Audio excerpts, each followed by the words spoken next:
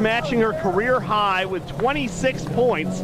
Casey Juday had 17. It was Richards' 3 as time expired that forced overtime. And then Yarden Denon on a second chance opportunity, the go-ahead 3 in overtime. And the Tritons clamped down on defense at various points to secure a win and improve to 14-5 overall, 8-4 in Sunshine State Conference play. The Spartans lose their 5th straight, falling to 5-7 in the conference, 12-7 overall. And now we are about 30 minutes from tip-off in the men's game. We will step aside for about a 10-minute break, maybe 15, and then be back to start pregame coverage for the Tritons against the Spartans on the men's side. For Ryan Halstead, I'm Nate March. This has been a presentation of the Eckerd Tritons Sports Network. Hang with us. Men's game will be coming up after a 66-63 overtime win by the Tritons over Tampa.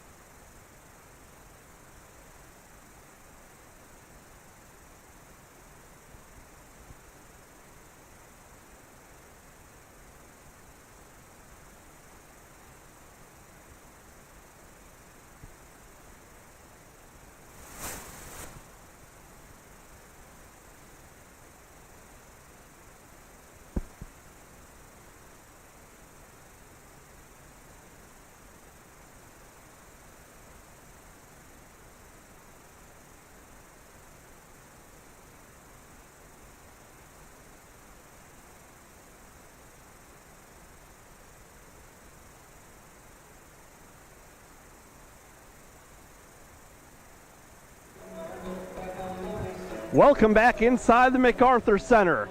The Eckerd College Tritons men's basketball team and the University of Tampa Spartans getting set to square off on the hardwood. We had an overtime thriller in the women's matchup. Eckerd rallying from 11 down late for a 66-63 win. I'm Nate March. Ryan Halstead will be joining me in just a moment. Coming into this men's game, the Spartans at 10-8 overall, 5-5 in Sunshine State Conference play. They are 3-8 in Sunshine State Conference play. And Eckerd comes in at 15-3, tied atop the conference at 8-3 and 8-1 here on their home court. We are about 15 minutes away from tip-off here on James Harley Court. And Ryan, the Tritons men's team looking to build on momentum. They have a big matchup on the road on Saturday, but no opportunity to look ahead. There are some dynamic scorers on this Tampa roster. Yeah, that's the issue here with this Eckerd team. They've already lost a couple teams to the bottom half, but you're right. They have a big matchup Saturday against Barry at Barry, but they can't forget about tonight's opportunity. And this is one of the things that I think Coach Ryan does a really good job. You know, he really emphasizes it's not about the opponent, it's about us. Are we getting better each night? Are we getting better each day? Are we better tonight than we were on Saturday? And so a good test, but also a good opportunity for them to show why they are one of the top teams in the conference. Later on in pregame, we will hear from Eckerd assistant coach Marcus Chief Bryant. Ryan will have that coming up in just a few minutes. The players to watch for the Spartans, well, in particular, Pat Bacon, a 6-foot-tall junior from Indianapolis, Indiana, and he has been sizzling this season, averaging better than 20 per game. And now, Ryan will take it away with assistant coach Chief Bryant.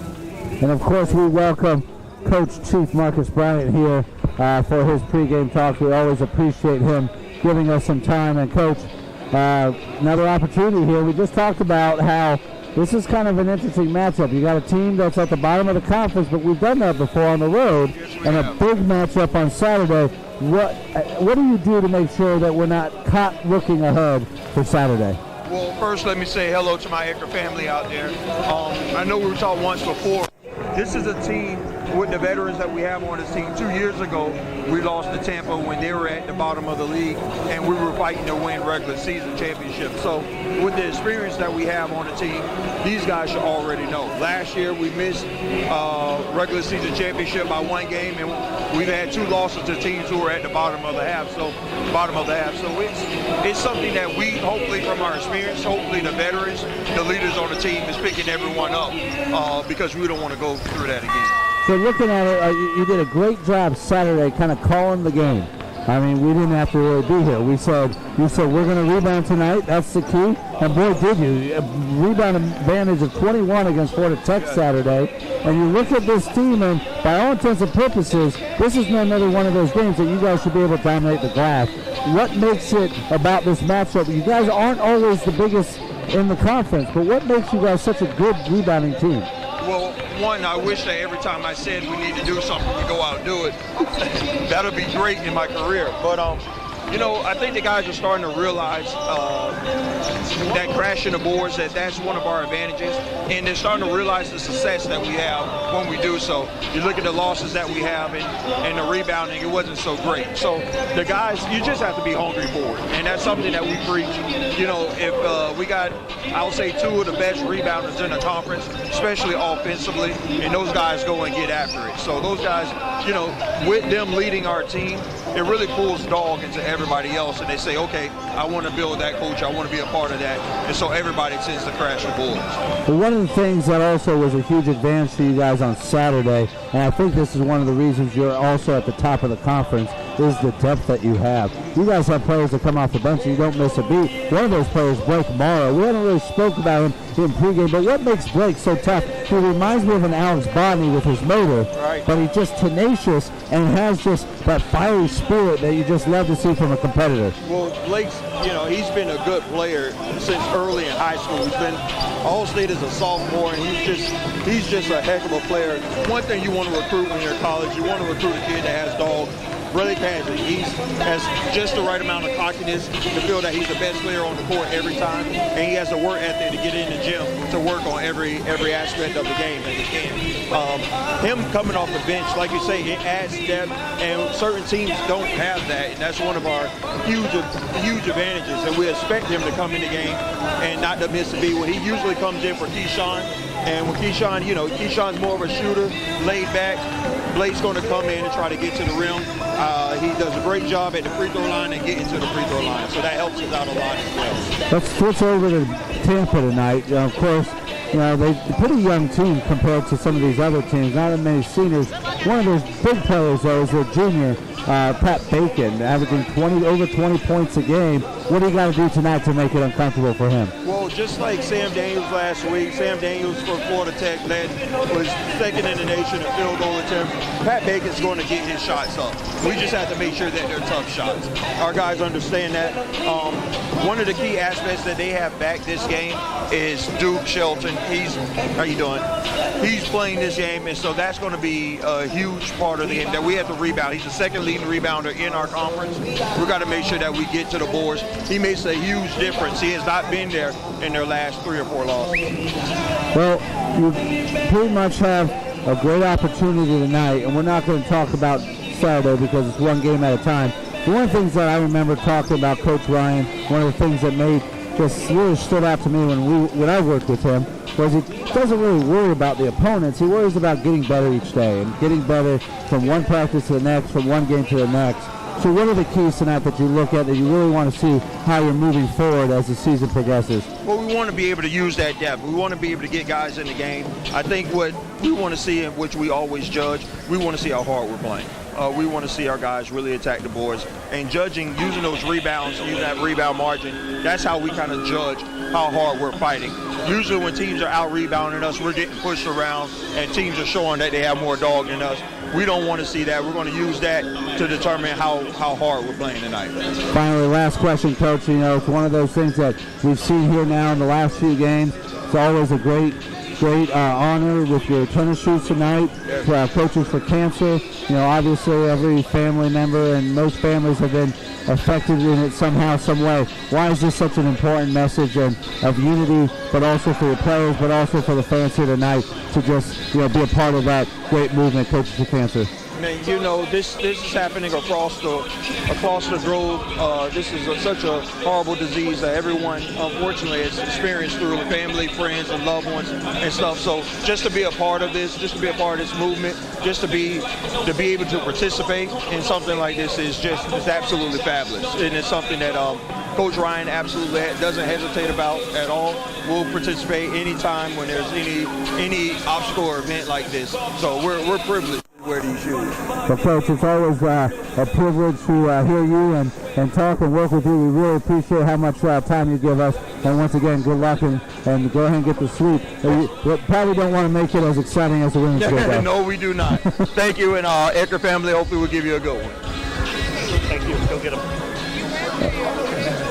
And there you have Coach Brian. And, of course, it really helps kind of our viewers to kind of see that inside look of what it takes to prepare for teams in this conference and just get at keys. I think it makes a nice element for us to focus on too, especially when we're not able to be in practice. A lot of those big broadcasts that you see on ESPN stuff, those broadcasters get a chance to see a shoot around, be a part of it. So to give them that time, I always appreciate it. And obviously a great night tonight to play with.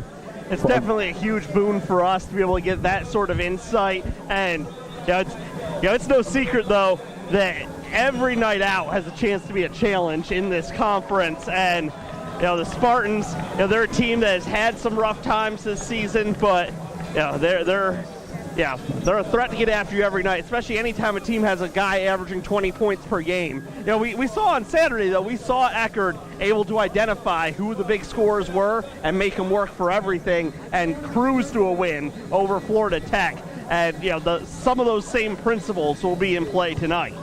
Well, I think we talked about Saturday about these scorers. Can you make them high-volume shooters and make them really have to earn those points? Averaging 20 points a game, can you get him to earn that 20 through 15, 16, 17 shots? And if you're doing that well, but also your defense is playing well, but also the advantage of that depth.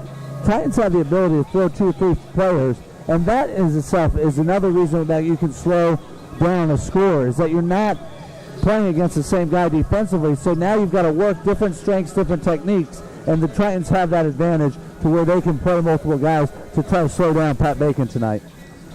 Something else we seem to say every game, too, you got a battle of a couple really good head coaches. When you go up and down Sunshine State Conference, you're going to see coaches that have been places a long time, and Richard Schmidt is another one of those at the University of Tampa. At 34 seasons in one place.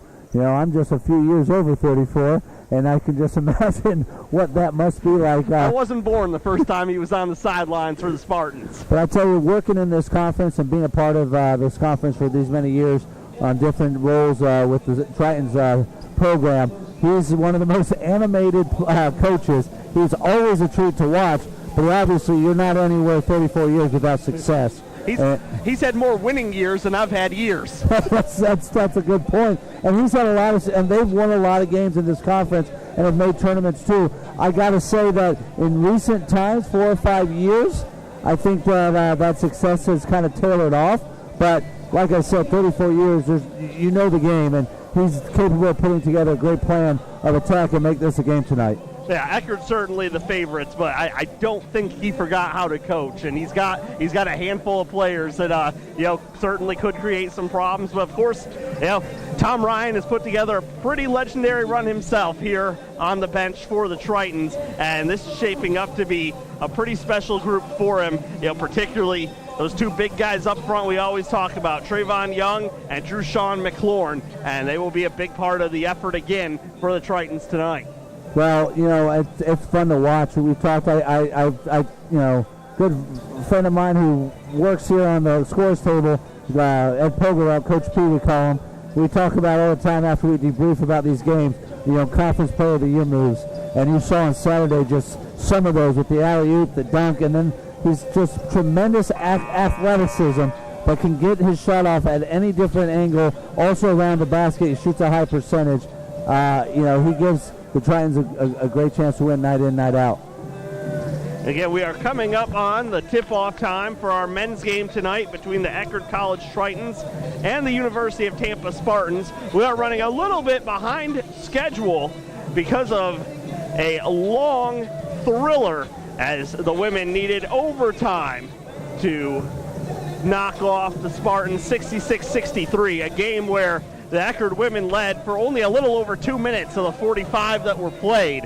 But that was a thriller, and as you heard a moment ago, Coach Bryant saying, the men hoping to handle things in a somewhat more pedestrian manner than that. We'll see. We said, Coach Hunsinger, we're always thinking about the broadcast and the listeners, keeping things close. I think that if you ask Coach Ryan, he'll be fine with getting an easy one so they can get out of here and start preparing for Saturday. The Tritons and the Spartans met one time earlier this season. The Eckerd men victorious on the road very early on in the 2017 leg of this campaign, winning up in Tampa against the Spartans, trying to complete the regular season sweep of their Sunshine State Conference opponent here on James Harley Court tonight. For the Tritons tonight, I think they're going to be fine. Offensively, defensively, this is a team that can score 80 points. If they can keep the Spartans under 70, I think they'll be fine. I don't think the Spartans are quite as defensively, don't quite get after it defensively like the Tritons do. If the Spartans want to make this a game and get a win, they've got to hold the Tritons under 75, under 70 to give them a chance. A good crowd filling in on this Wednesday night inside the MacArthur Center. Eckerd, again, in a 3-way tie atop the Sunshine State Conference. The teams they are tied with the Berry Buccaneers, who will be Saturday's opponent on the road. Berry has a win in hand here in the MacArthur Center. And then, of course, Rollins College, who Eckerd was able to pick up a win against here on their home floor. And in fact, the 3 teams that have beaten Barry are all teams that Eckerd dispatched with relative ease. Rollins, Embry-Riddle, and Florida Tech, the teams that were able to pull off victories against the Buccaneers this year in Sunshine State Conference play. And so Eckerd certainly has proven that they're good enough to win the conference this year. They've more than proven it at this point. Just need to avoid a potential slip up against the bottom half of the conference type of team. And they do, and they've got an opportunity to just put some more pressure and then go in. I mean, these next 2 games really could put them in great. They look like they're on their way to host a first-round game, but that's what we talk about. To win the conference tournament, hosting on your home court that first round of conference tournament games is a real big advantage, and Tritons are putting themselves in position, trying to create some separation from, by remaining in that top, tied for the top position. We are just moments away from tip-off, but first we will pause and rise to honor our great nation with the playing of the Star-Spangled Banner. United States of America with the playing of our national anthem.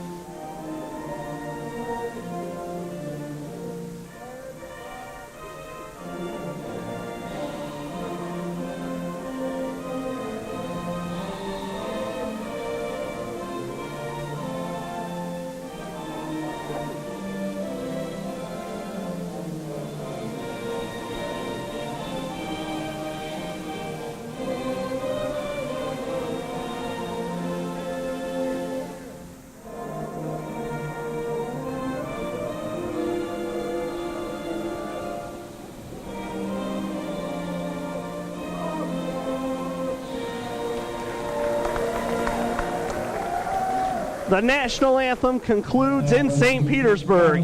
Starting lineups coming up. We will start with the visiting Spartans.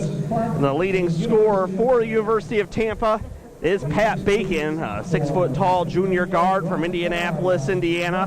He is joined in the backcourt by Makai Biffle, who's a 6'2" sophomore guard. Marcel Robinson up front, another dangerous scorer. Senior standing in at 6'5". Anthony Gamble at 6'5" from Riverview, Florida. And then another guard, Alberto Moreno, who is a sophomore guard standing in at 6'3". The coach for the UT Spartans is Richard Schmidt. In his 34th season, he is assisted by Justin Pekka. And now here's Ryan Halstead with the starting lineup for the Eckerd College Tritons. If it ain't broke, why fix it? Tritons are starting with the same unit they've done all season. At guard, number 3, Marco Bailey. He's a 6-foot junior from Seminole, Florida, local player. Number 20, Keyshawn Ingram is the other guard, a 6'1" senior from Tampa, Florida, from Steinbrenner High School. At forward, number 23, Paulus Zabarovicius, a 6'8" senior from Lithuania. Of course, at combo guard forward, number 24, Drew Sean McLaurin, a 6'5" junior from Jacksonville, Florida. And in the center post position, number 32, Trayvon Young, a 6'5" senior from Braden River, Florida, via the University of Florida. Tom Ryan on the bench for the Tritons, 22nd season, 400-plus wins. He is assisted by Chief Bryant, Kendrick Wilson, and John Cavino. The Spartans and the Tritons getting set to square off here in St. Petersburg. It is getting loud here inside the MacArthur Center for a Sunshine State Conference showdown. And key contributors to mention coming off the bench for Eckerd this season. You have Blake Morrow, who is always a big contributor in the scoring column. Travis Bianco, who can stretch the floor and occasionally throw down a jam, as he showed last time out on Saturday. And Myron Higgins, who's another big body that can add some bulk down in the post for Tom Ryan's Tritons. Well, I think the depth is one of the key advantages the Tritons have going into each contest. The ability that they can have multiple players attacking, scoring, and adding that element off the bench is key. I love that we have the student body loud and alive here tonight in the MacArthur Center. Should be an exciting night here on Rivalry Night. The Battles of the Bay, you started earlier, and nothing like the city of Tampa coming into St. Pete. Some hot hardwood action in the Bay Area. Tampa and St. Petersburg. St. Pete the site of it tonight. To jump it up in the middle, Trayvon Young heads into the center circle. For the Tritons, Marcel Robinson will jump it up for the Spartans. Tampa in their road blacks with red numbers and yellow trim. It is the teal and steel for the Tritons.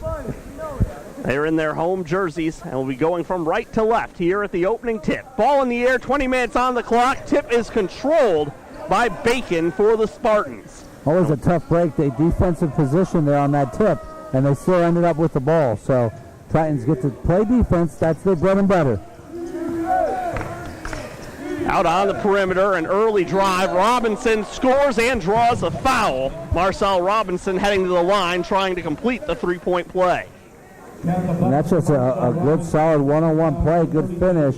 And, yeah, these are the things that kind of make Coach Ryan nervous. If an early foul on T.Y., losing him, he's got to play smart now and make sure he doesn't get in foul trouble early on and take a weapon off the bench, off the floor for the Tritons.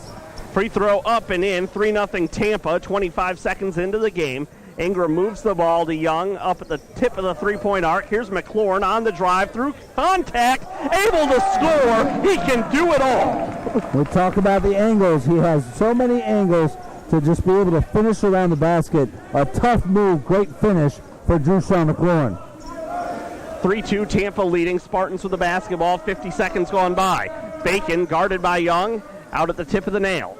Around toward the left corner, up, back around.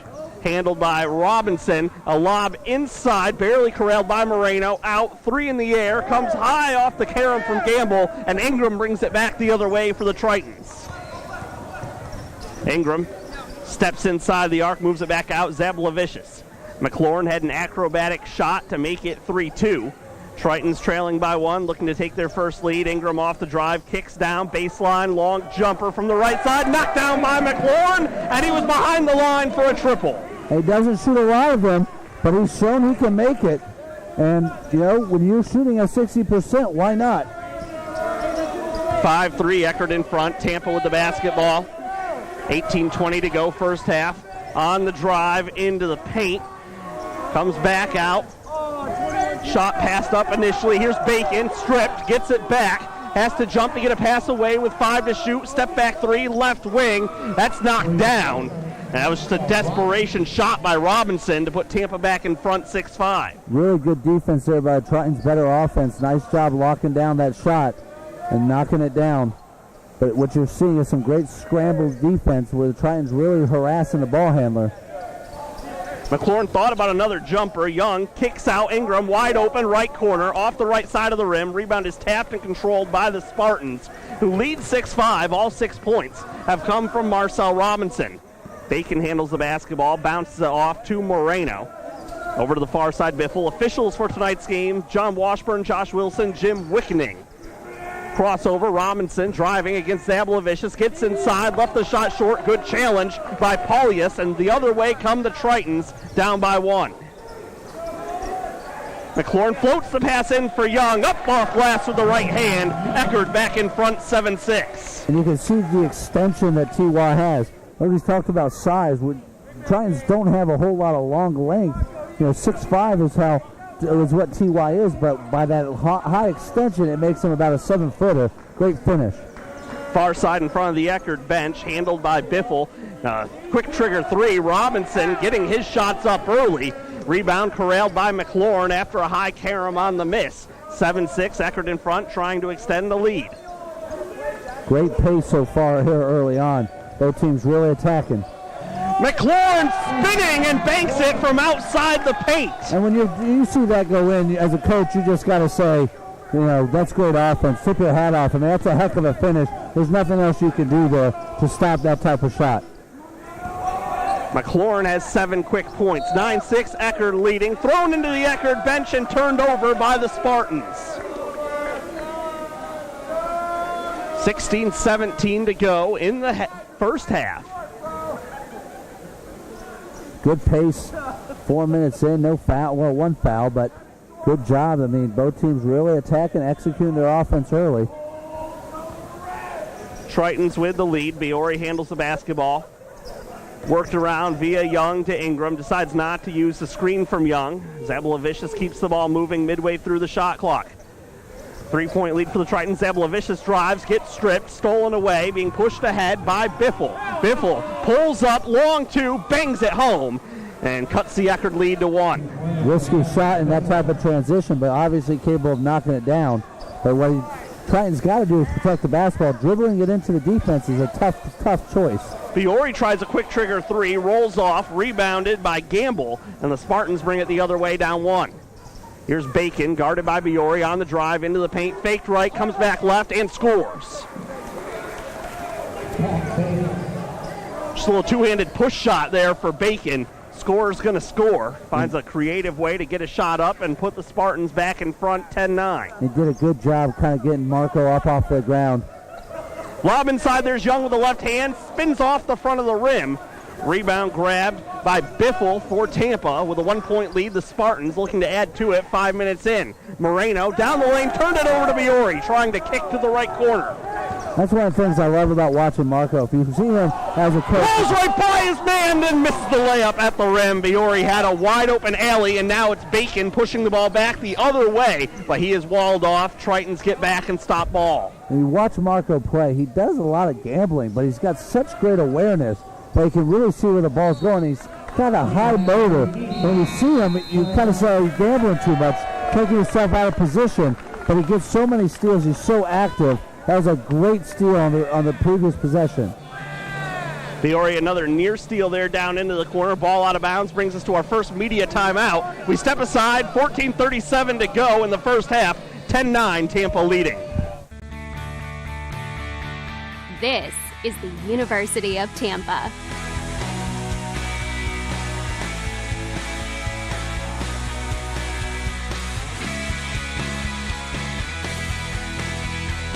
Explore your dreams. Discover your talents. Get ready to invent, innovate, and be a leader. This is the University of Tampa.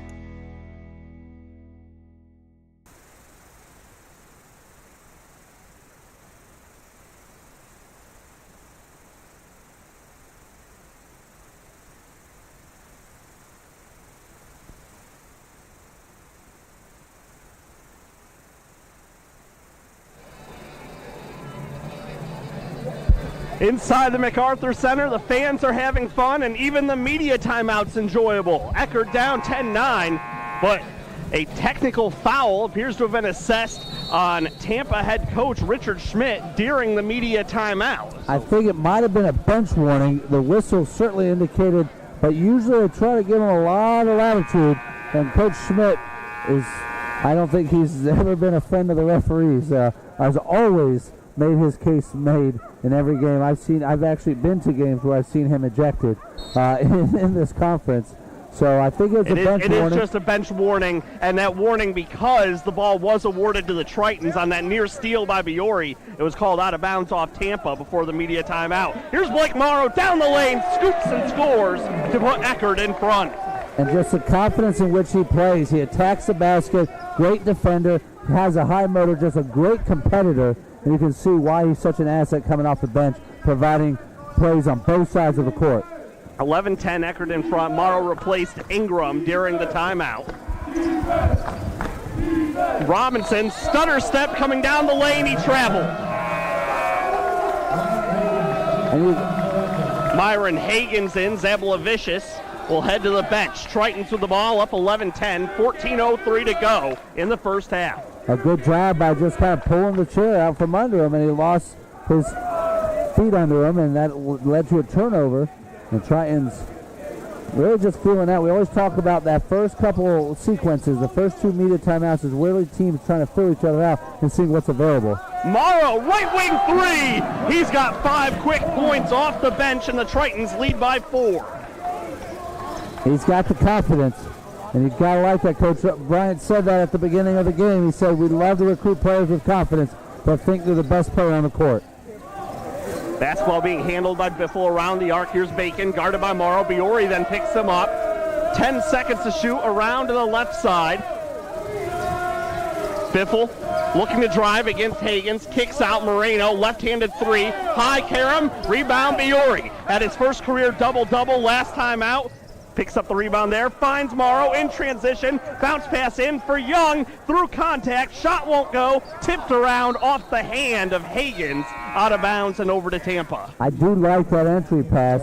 Blake certainly after knocking 2 straight shots coming off the bench could have shot that, but I thought it was a good entry pass. It's good defense trying to alter Trayvon Young in the paint.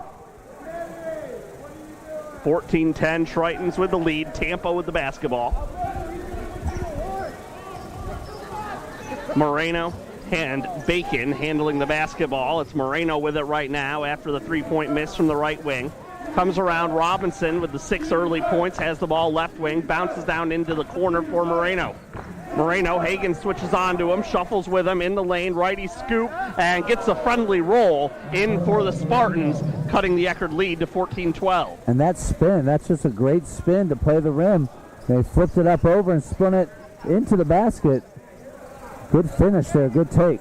Morrow holds the basketball left corner, now looks to drive behind the back, bounces to Higgins. McLaurin, he's doubled, but a foul called. Good double team, tough pass there. The angle and the distance is about it seemed like a 4-foot gap to throw a bounce pass. That's really tough, but Drushan's active hands was able to draw the foul. Bacon heads to the bench. First substitution for the Spartans. Freddie Ibrahim into the game. See if they try to draw something to get a quick shot here. Ingram inbounding on the baseline and flings the ball to Bianco in the backcourt. So the 5 on the floor, Bianco, McLaurin, Higgins, Ingram, and Morrow for Eckerd. Driving down the lane, Bianco called for the offensive foul, and the Spartans get it back with 12:19 to go in the half.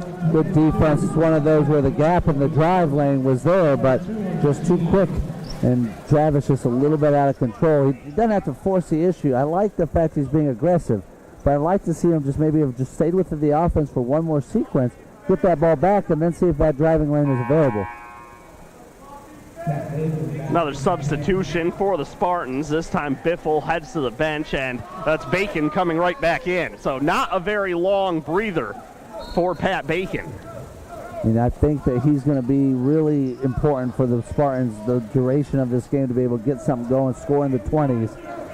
Yeah. McLaurin, a near steal in front of the scorer's table, almost crushed one of the officials on his way to the sideline as well, but possession remains with the Spartans. Always a tough break. You know, the refs, if you really watch basketball, refs really do a great job staying out of the plays, and just one of those tough things. Great hands, but just tough spot for veteran ref John Washburn. Moreno handles the basketball high on the left wing. No look pass comes right back to him. 8 minutes gone by. Tampa down 2. Bacon, a challenge 3 off the front of the rim, and Higgins has the board for the Tritons. And you can already see a couple different players. Here comes McLaurin all the way down the lane. He's got 9, 16-12 Eckerd. Quick turnaround, but what you've already seen is a number of different players guarding Bacon. We said that's one of the strengths. Tritons can throw 3 or 4 defenders. Higgins called for a foul trying to challenge the entry to Marcel Robinson. Brings us to the under 12 timeout. Eckerd leading 16-12, and Drushan McLaurin is 4 of 4 from the floor, 1 of 1 from behind the arc, and has an assist as well to go with his 9 points. Tritons pretty much back and forth right now. They've just knocked down a couple more shots than the Spartans. You know, both teams doing some good things offensively, defensively at times as well. But once again, winning those sequences, the Tritons all of a sudden 4 points. If they can get to the under 8 timeout, and maybe make it an 8-point game, and you start chipping away, or chipping a lead, or I should say chipping, but building a lead. Well, this pace is usually going to favor the Tritons. I mean, with a thoroughbred gazelle like McLaurin running the floor, if you're not going to get bodies between him and the basket, that is going to happen a lot, that last play. The first couple baskets by Drushawn, he did all the work. The last couple, he's had lanes, and he punishes opponents that give him those kind of alleys. Well, you bring up a great point about how fast he is in the open court, and those are drills that coaches work on. How many dribbles can you get, time on the clock? Can you get down the court in 5 seconds? 4 dribbles. Can you do it in 5 dribbles? Realistically, a Division I player or Division II player in this case, but we're talking about Division I athletes, should be able to get down the court in 5 or less dribbles, depending on their position, and in less than 4.5 seconds. And you could just see how quick that Drushawn was. Well, he went from mid-court to the rim in about a dribble and a half on that possession. And it's just getting that ball out in front of you, not dribbling out on the side, keeping it low. And it's a skill that they practice.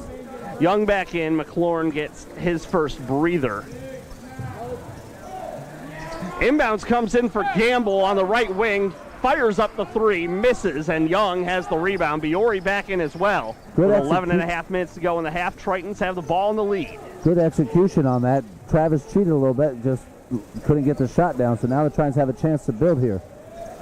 Ingram tosses in. Young is doubled. Morrow's got a left corner 3. High Karam missed. And now the Spartans take off 2-on-1 in transition. And a transition bucket and the foul as Bacon with an athletic finish after the late bounce pass feed. The 2-on-1, one of the hardest things that you can do defensively. And Keyshawn there got caught. He ran to the spot, but what you got to do is try to make them pass early. I always like seeing our players stunt and recover. Try to stunt early, but it is a tough thing, especially full speed. What you can't do is foul. Free throw good for Bacon. Eckerd's lead is 1. 16-15, 11:08 to go in the half. Bacon has 5 points now for Tampa. 3-guard lineup here, something of a small lineup with Morrow, Bianco, Ingram, and Biore all out there with Young as the only real post player. Ingram long 3, knocks it down. And he's a spot-up shooter, capable of knocking it down. That time about 4 feet behind the line. He's got range, and he saw that confidence. He knew he was going to shoot that as he was setting up for that shooter's pocket. 19-15, Eckerd in front. Spartans with the basketball. Tampa. Robinson has his pocket picked by Young. Young ahead of the pack and in for the lefty lay-in. Took off too early for the jam, but still able to convert the 2. And the niftiness of how he stole that, and then made it 2 crossover dribbles. The big man showing some dribbling skills. Nice shot, T.Y. 21-15, Eckerd in front, coming up on the midway point of the first half. Robinson with Young right on him. Robinson tries to take him off the dribble, gets contact, and scored with his numbers facing the rim. Nothing you can do to defend that any better. Now, T.Y. did everything he could, almost got called a foul, but just a tough shot. Good offense can beat good defense. 21-17, Eckerd in front. Here's Morrow absorbing contact, a wild shot. Biore with the offensive rebound. Never hit rim, so the shot clock is midway past. Here's Ingram off the dribble, draws contact, and gets the foul. That's going to go on Biffle. It's a good take. I like the aggressive take right now.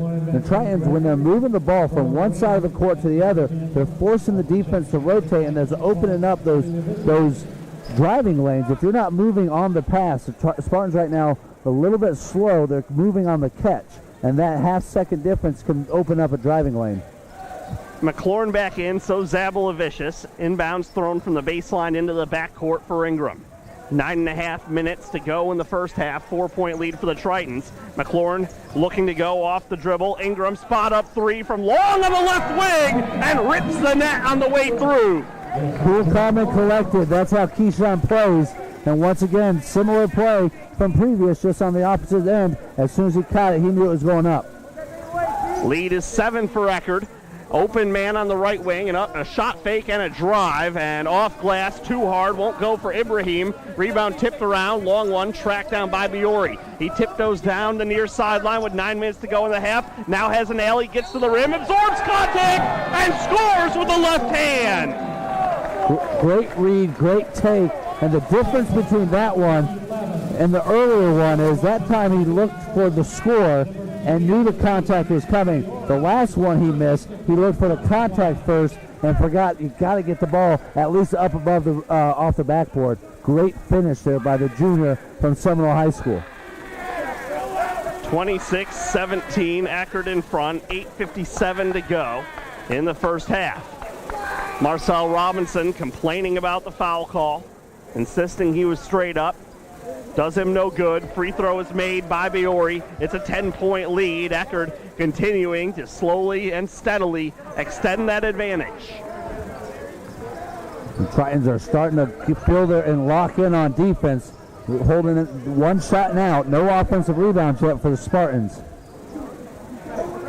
10-point lead. Robinson up fakes, got past Young. High floater off the highest part of the backboard and through. Robinson filling it up. He's in double digits already. Cuts the Eckerd lead to 8. McLaurin gives the ball up, quickly gets it back, hangs a wild shot over the rim, out of bounds off Young. McLaurin forcing the action a little bit on that one. He had been 4 of 4 from the floor, but an erratic take on that last shot. And so Tampa gets the ball back down 8. I'd like to see the Tritons do a little bit better job defensively. They're doing a great job pressuring the ball, rotating, but their closeouts have been a little sloppy. Speaking of sloppy, a low bounce pass from Alberto Moreno into the Eckerd bench, and the Tritons take it back with a 27-19 lead and 8:14 to go in the half. And that turnover happens because you just have steady ball pressure. Nothing special about what was done, but just a little bit of a harassment and guarding, and a good job on the V-cut defense there by, I think it was Drew Shun on that. Ingram wants his third three. Got his third three! And cool, calm, and collected. He's starting to find a groove. Let's see if he keeps filling it up. 11-point lead for Eckerd. Ingram's got 9, 30-19 the score, under 8 to go. Young jumps out for a near steal, vacating a lane for Robinson to go get points 11 and 12 of his own. Sloppy, a little bit sloppy, and you're building this lead by executing your offense. We talked about Tampa's not a very strong defensive team. The Titans can't buy into getting away from their principles. They got to make sure they keep their their offense players in front of them. Zablovicius lobs in for Young. He is swarmed, uses his strength to keep the ball. Here comes McLaurin down the lane, hangs, hits the back iron, battle for the rebound. It's won by the Spartans, and here's Bacon in transition. Pull up 15-footer, missed it long, and McLaurin all the way back into the play for the rebound. Dangerous pass ahead to Ingram, able to avoid the sideline with his toes. And now here's McLaurin down the lane, dumps the pass quickly to Young. He wasn't ready for it. And once again, Tampa back quickly. Moreno bounces the ball down, and Bacon's there for the right-handed lay-in. A little bit sloppy sequence now, and Coach Ryan saying, slow it down, run your stuff. We get every shot we want when we run our offense. Biori walks it up, gets it to Young. McLaurin, left side wing, looking to attack from a different spot, around a screen from Young, out, Zablovicius raises the ball. Ingram trying for his 4-3, missed it left. Young taps the rebound, but Tampa has it. Good job boxing out by the Spartans. A little heat check there for Keyshawn Ingram. But the Spartans really corralling the rebounds, keeping the Tritons off the glass. A huge advantage that they had on Saturday. Not so much tonight. 7-point lead for the Tritons. Spartans looking to cut into it. Bacon down the lane, whistle before the shot. They had it. Foul goes on Zablovicius. And so we come into the under 8 with Eckerd leading 30-23, and Tampa will take it out of bounds after the timeout. We talked about each sequence, right? You want chip away. Build, build, build. Keep saying chip away, but build, build, build. 4 points in the last under 12-minute timeout. Now it's up to 7. They had it up to 10. It's again, if they can get this up to over 10 points, that's when I start saying to myself, where does the mental toughness of Tampa? They've lost 4 in a row, and they're saying, listen, because it never hasn't felt like they've had an advantage tonight. It feels like the Tritons have had the momentum on their side pretty much so far the entire night. Tampa, the one thing they've done is they have dragged Eckerd into a little bit of their own sloppiness of flinging the ball around. It's something you've said a lot of times. Play your game and let the score take care of itself. Eckerd's getting plenty of good shots just running their offense. And I think you're right. I mean, they're going to be sloppy. You don't have to be sloppy, and it's kind of a little bit of a difference. The Tritons can push the ball, but they're usually doing it under control. And what the Spartans want is to make this kind of a up and down, sloppy, turn the ball over, and changing the pace. The Spartans, I think, did a good job that last minute and a half, 2 minutes, making it their pace. And you saw that kind of get the Tritons out of their rhythm. 6:08 to go in the first half. Eckerd leading by 7 over Tampa. Spartans taking the ball out of bounds underneath.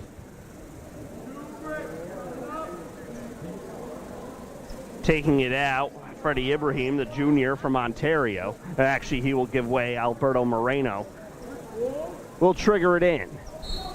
Christian Stavrev into the game for Eckerd. He guards ball there on the baseline. Here's Bacon, long two, but drew the foul. Aggressive pursuit, too aggressive for Blake Morrow. So as a coach, you hate that because he played pretty good defense. What's the key there is he extended his leg. And if he lands, he's got to land off balance. But by landing off balance and sticking out his leg, he draws a foul. That's a smart play and a heads-up play by a scorer. Pat Bacon out there trying to get to the line, give him some easy opportunities. First free throw, good for Bacon. Second free throw spins around the rim and goes through as well. 30-25 the score. Bianco back in replacing Morrow after the foul. And that's 2 on Blake Morrow. 6:06 to go in the half. Eckerd leading by 5. Biori has the high screen from Young. Young screens in both directions. Ball goes to the opposite side, Bianco. Young pops high, sets up Bianco for a drive on the baseline, kick to the corner. Stavrev uses the dribble. McLaurin fakes the pass, now wants to back down his man. Stuck at the elbow. Here's Bianco with 8 to shoot, guns it up, left it short, and the rebound's controlled by Moreno. Tampa back the other way, under 6 minutes to go in the first half. 5-point game, and the Spartans try and get it back to a single possession. Set up with 4 men across the foul line extended. Popping up to get the ball comes Biffle around to the corner. And Bacon throws his head back to draw a foul on Stavrev. And that's a slow hedge there. Stavrev just got a little bit slow. He's got to show a little bit sooner. And if he shows a little bit sooner, that collision doesn't happen, and he contains them on the sideline. Tampa in the bonus. First free throw good. Bacon will shoot one more. 17 fouls on Eckerd, only 3 on the Spartans so far with 5:21 to go in the half. Second free throw good for Bacon. He is taking care of the charity stripe, has the Spartans within 3 at 30-27. The Tritons have been held scoreless the last 3 minutes, so just got to get a big possession here, got to get a score, kind of change this momentum. Stavrev with an up fake on the right wing, tries to bounce the ball into Young, turns it over. And the offense starting to stagnate some for the Tritons. So Tritons saying there, listen, you caught that a little too high, dribble it down and make that angle better. It's the right idea. We want you to get inside, but you got to improve that angle, make it easier on yourself. Tampa could even the score with a 3. Moreno on the drive, and an offensive foul. McLaurin stepped in to draw the charge. That's 2 on Moreno. 4:51 to go in the half. 30-27, Eckerd in front. Hagen's in. Stavrev out.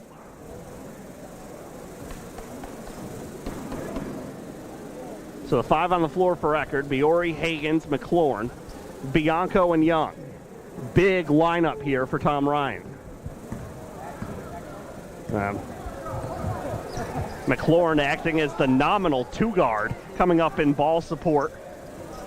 Handles the ball on the wing, gets to the left elbow, stripped momentarily, spins back with the right hand and scores. Nice finish once again And I like the fact out of that they drew it right for Dushan. He got in a good spot anytime he gets in the lane. Fiore with the steal, took it right away, cruises in, righty layup on the left side. Just like that, the lead is back to 7. 34-27. Around to the left side, Biffle with the basketball, holds it over his head. Young pops out to guard him. High on the left wing. Crossover, step back, long two, knocked it down, but only a pair. That is a tough.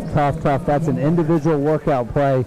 The step back, dribble through, create that space. Great individual offense play right there. 34-29, Eckerd lead and the ball. McLaurin has an angle again, hangs, absorbed contact, couldn't score. Young winds up tipping the ball right to Bacon for the Spartans. Fiore jumps in for the steal. Robinson in, gets the foul on Bianco and lays it in. That's 2 on Bianco.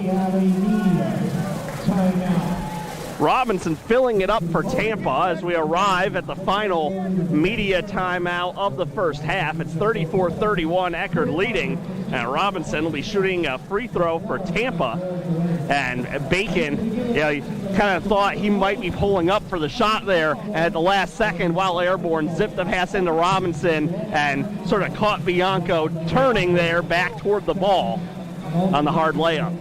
And that's now some transition right now. If you're looking at some things going well for the Spartans, it's really pushing the ball. They've gotten 3 opportunities now and have converted on each fast break opportunity, and I think 2 of them have been an and 1. The Blake Morrow got called on foul earlier, and then that one on Travis. So maybe the Spartans have found something that they need to be doing, and it starts with rebounding. They're really doing a good job. The Titans have 1 offensive rebound tonight. Think about that advantage compared to what they had on Saturday when they just dominated the offensive glass against Florida Tech. That's been a huge reason why this is such a close game. Tampa hanging around. Tritons have led by as many as 11, but Tampa able to get their top 2 scorers to fill it up. It's Marcel Robinson and Pat Bacon. Bacon's got 10, Robinson has 14, and a free throw pending here to try and trim Eckerd's lead to 2. 3:38 to go in the first half.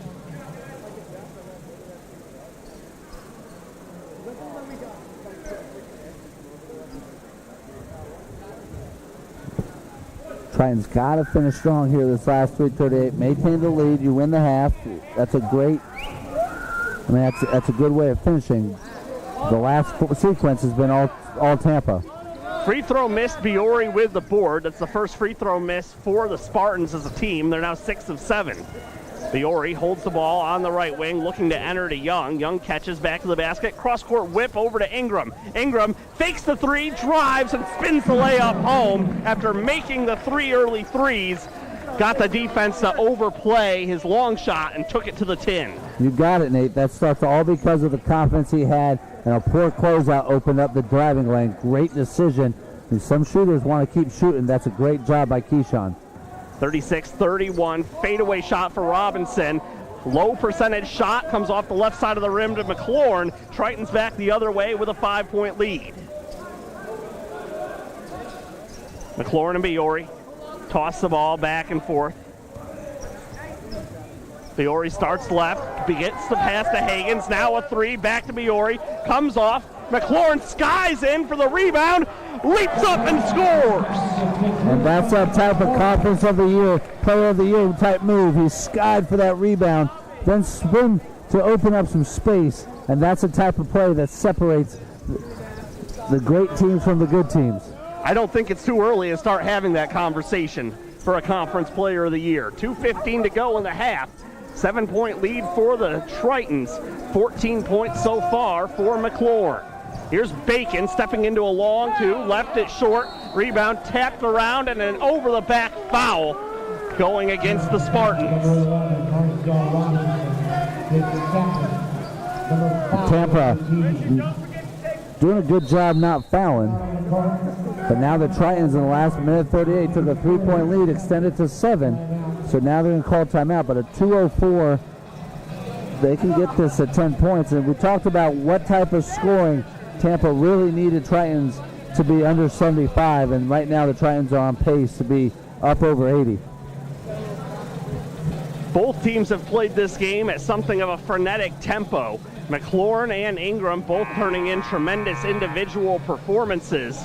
And Ingram in particular with the long-range shooting early and then the heady drive a moment ago. Tritons doing just fine offensively and starting to force Tampa into some tougher attempts. We've seen them settle for some long, low percentage twos. Out of the timeout, the 5 on the floor, the same 5 that came off for Eckerd. McLaurin, Young, Ingram, Fiore, and Higgins. They've got something going right here, and I started by getting back to attacking the basket, Keyshawn, and then obviously a big rebound there by Duchamp. I'd like to see them keep going, try to get inside, but attack the basket. Under 2 minutes to go, first half. Ingram handles the basketball. Fiore pops out above the three-point arc straight away. McLaurin elevates Higgins, touch pass to Young, and the usually sure-handed Trevon Young just had a little butterfingers there on the baseline. A little too hot, but a good read, and they went right inside, which is what I expected them to do. Just, 6 feet and you throw it hard. Got to try to throw it a little bit softer. Fiore denies the first inbounds pass, and now the entire Eckerd team comes pushing up to set up a press with 1:47 to go in the half. 1 second comes off the shot clock. That's what the officials conferring over, and now the Spartans cannot run baseline after that was tapped out. Fiore denies the inbounds again, but able to get it in to Biffle. Fiore will challenge him as the Spartans clear out the backcourt. Ibrahim handles the basketball. McLaurin guards him near midcourt. Spartans trying to get into an offense midway through the shot clock. Crossover behind the back. Robinson moves it along Bacon. Hagan switches on to Bacon. 7 to shoot around to the opposite side of the floor. High left wing. Biffle. And the shot clock expires on Biffle as he drives into the lane. And good job by the Tritons, and that just starts by just playing solid man-to-man defense, keeping yourself between your man and the basket, seeing both man and ball, just basic man-to-man principles, and they gave up 0 pass and dribbling and driving lanes. Just that's solid half-court man-to-man defense. You can't draw it up better than that. Fiore walks the ball across midcourt. McLaurin over to Ingram. Young on the right block. Bulls inside, and an offensive foul called against Young. That's now his second. Give credit to him. He fouled with 1946. First 15 seconds, that's his second foul. So good job by T.Y. playing smart, but that time he just forced the action. He could have caught it and just go right up over the top. 38-31 lead for the Tritons. Spartans have the basketball with 65 seconds remaining in the first half.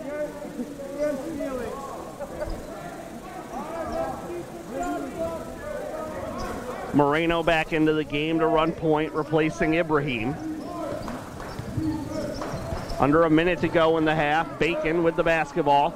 Looking for a cutter. Zablavicius walls off the cut, so Bacon hangs onto the ball. Robinson guarded by Hagan. Step back 3. Banked it home. Well, the bank is staying open here on Eckerd campus late night. The Tritons now, you think about trying to do 2 for 1, but too late. So now you just want to draw it down, get a good possession. Zablavicius, now Ingram. Ingram on the drive from the left elbow, off the back iron, tapped around, secured. Robinson throws ahead. Bacon, he hits it ahead. And a dunk is missed by Biffle, and Eckerd gets final possession here if they want it. Instead, McLaurin rushes all the way to the rim, missed the lay-in. Tampa gets another shot, down 4, 3-on-2 the other way, and a block from behind on Bacon. 8.7 seconds left in the half, and the Spartans take it out underneath after just a silly frenzy. So it wasn't really a 2 for 1. The both teams got 2 more opportunities. It was a none for many. That's for right. both teams. That's a great way of calling it. And the Spartans will use a timeout here with less than 10 seconds to go in the half. So once again, Tritons get that lead up to 38-31, and then all of a sudden they go scoreless, 2:35, and they're going to go scoreless the last 2:35 of the half. Marcel Robinson, after banking the 3 in off the window, has 17 in the first half for the Spartans, carrying them to keep them in this game. And the Spartans still have a chance here to go into halftime in a single possession game. very, very even stats here. So calling out 8.7, I think you got to draw a screen action for Bacon, but you also got Robinson filling up, doing a pretty great job. So I'd like to see maybe a screen off Robinson, and usually the screener is one of the most dangerous players. Some action for Bacon popping up, and maybe Robinson rolling or Robinson fading off the screen.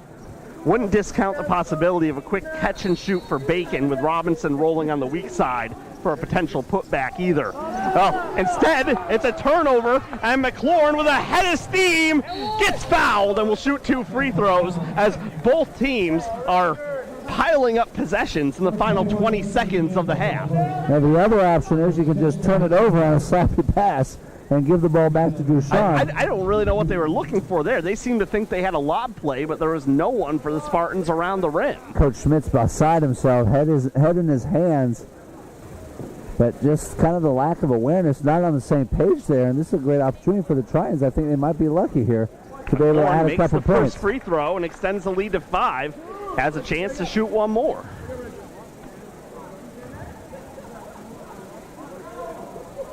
.6 seconds showing on the clock as the second free throw rolls in.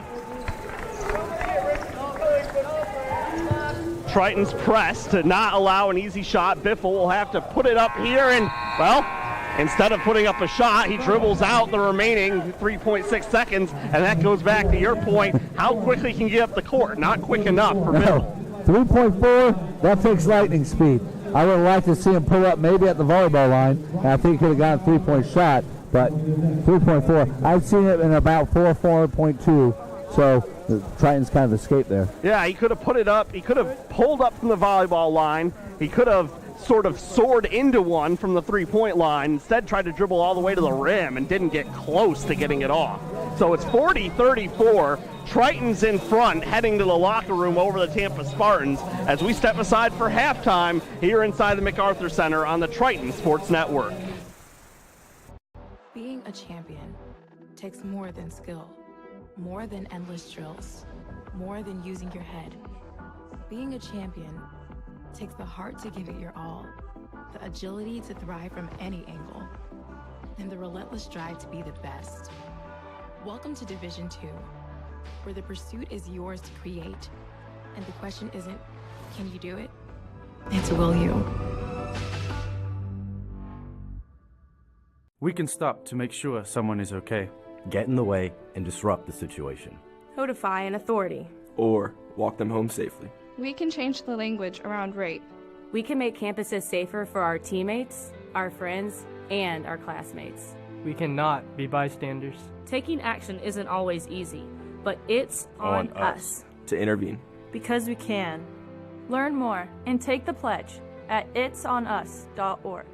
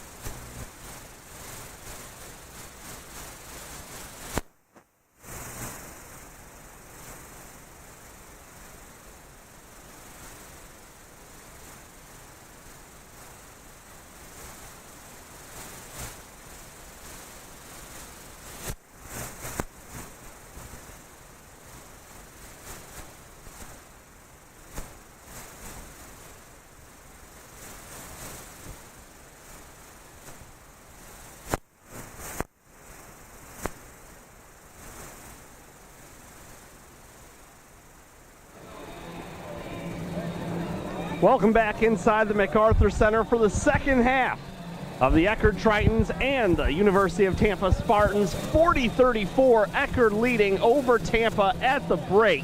Ryan Halstead, Nate March here with you. It's been a fun and frenetic night of basketball for the Bay Area. Earlier tonight, the Eckerd College women with a 66-63 come-from-behind win in overtime over the Spartans, and then an early back-and-forth pace and a pace that never really slowed down in the first half as Eckerd wasn't quite able to extend the lead as far as we probably feel like they should have based on how the Tritons played the first half. You know, just a couple poorly timed dry spells and a few wild shots for the Spartans to keep them in it. Yeah, give credit to the Spartans. They got down 11. I thought we were going to start seeing it creep up to about 15. And then the last 8 or 9, they really dug down deep, made some good plays. They're rebounding really well. When you look at it, their rebounding advantage tied up 14-14. But the other stat that is always something telling about how well the Tritons are doing offensively is how many free throw attempts. Only to the line 3 times that half. That's something you don't see very often. And typically up to about 10, 12 free throw attempts, per half for the Tritons. That is a very jarring thing to see, especially after Saturday attempting nearly 40 at the charity stripe. I think Coach Ryan held him in a little longer than usual because, quite honestly, I'm not sure he's happy about his defense. There's a couple times too many easy drives to the basket, not closing out well, and some really gambling that put him out of position. But give credit, the Spartans made some tough shots too. So should have a good, exciting last 20 minutes. And, once again, start off slow, try to build that lead. First 4 minutes is a big sequence. Can you get this up to 10? But I'd like to see them attack the basket. Keep attacking the basket. And if you get those 3-pointers, set it up with inside out. Marcel Robinson leads all scorers. The Spartans forward has 17. Drushan McLaurin not far behind, 15. And both very efficient as well. Robinson 7 of 10 for Tampa, and McLaurin 6 of 10 for the Tritons. Keyshawn Ingram also had a big first half as he went 3 of 5 from behind the arc, 4 of 7 overall from the floor to put in 11 points. And Trayvon Young, for the first time in a while, had a very quiet first half. Really was kept off the backboards and just hasn't caught the ball in the quality of spots that we're used to seeing him getting involved in the offense. And I think that's a key part too is, high offense. When the Tritons are running their offense well, it is dictated on where those spots are and where they're catching it. The elbow, the foul line extended. A couple times when they got out of rhythm, they were a little pushed off about a couple feet off those spots, and now those cuts are a much different angle. And look at Drushan. When he's explosive, he's getting that ball right around that lane area in the 15-foot semicircle, kind of if you take it around, and he can finish. He did that quite a few times, but I'm not sure it was enough throughout the half. 20 minutes back up on the clock. One more half of basketball on James Harley Court for tonight. The Spartans in their black road jerseys come back onto the floor. Eckerd in those steel home jerseys. Starting 5 for the Tritons: Biori, Ingram, Zabalavicius, Young, and McLaurin out onto the floor. First couple minutes are going to be a big key here. The Tritons have a chance to start with their possession. But like we said, getting this up to 80 bodes well for the Tritons. Eckerd attacking left to right at the right end of the floor. Zabalavicius holds the ball above his head. McLaurin lobs in for Young. Concerted effort to get him that touch early and an easy bucket for Trayvon Young. And right off that, that's a scripted play out of the half.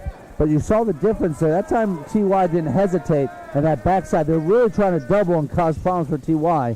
But a good job going right up before the double team could get there. Bacon started on the right side of the floor, comes back left now. Goes back right, kicks to Moreno, who tries the 3 off the left side of the rim, and Young with a rebound. So quality possession at both ends for T.Y. Biori kicks to Ingram, lets the offense get set, now drives, hangs, and off glass, tap up. McLaurin couldn't get the tap to go down, and Tampa brings it back the other way. Just hung just a little longer.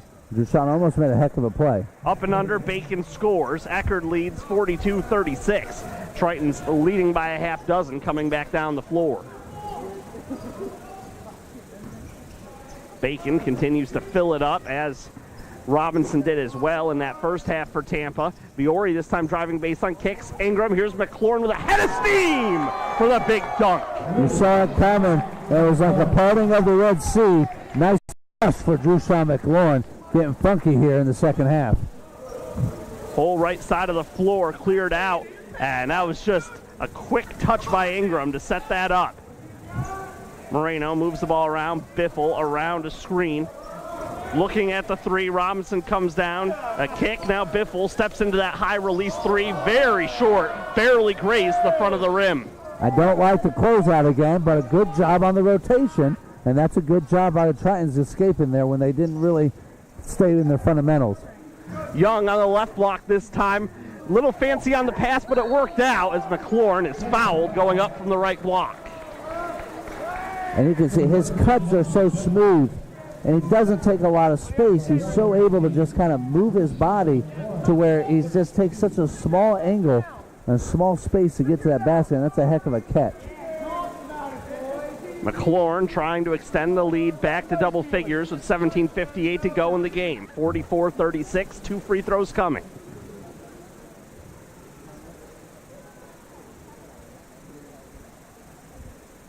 First free throw good for McLaurin.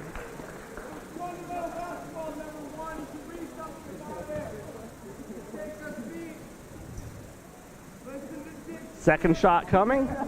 Good as well. And just like that, Triton's back up to 10. It's going to be important for them to see if they can hold on to this and try to continue to build. But they're doing exactly what they need to do the first couple minutes of this half. Got to 10 or 11 a couple times in the first half. Couldn't stretch it out to that real comfort zone. See if they can this time down the corner. Moreno dribbles out of it. Robinson up fakes. Here's Bacon, left wing three. Drains it. And that starts again with another low poor closeout, leaving his feet. And Coach Ryan not happy with TY because you've got to stay on your feet. Stay low, but hands make you big by getting your hands extended. But oftentimes you see players, once those hands go up, they get up in their stance. Ingram, a wild drive off the front of the rim. Spartans coming back the other way, down by 7. Moreno, almost a handoff back to Gamble, but kept the handle himself instead. Now he needs Gamble to take the basketball in order to get the dribble back. Robinson hasn't shot yet this half. Hands off to Biffle. Robinson looking to post up Viore. Instead, a long three by Gamble off the front of the rim. See if this starts the Tritons' break.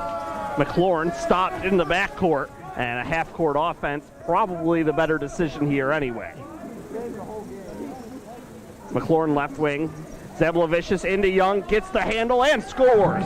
Hung in the air, switched hands, and scored righty for a 48-39 lead. Keep attack on the inside. That's been the game plan. We're going to go inside, and they're doing a good job executing that here. Straight on three, Robinson has it roll off on his first shot of the second half. McLaurin brings it back the other way for the Tritons. Viore finds Ingram trailing. 48-39. Eckerd leading. Zablovicius lobs inside, too high for Young. Barely got a hand on it, turned over to Tampa. And Moreno wants to force the issue and finds Robinson camping out. A sneaky move by Robinson just to get down to the baseline and receive the pass there. Good find by Moreno. And once again, that transition game has been really effective for the Spartans. They're getting some easy baskets running the floor.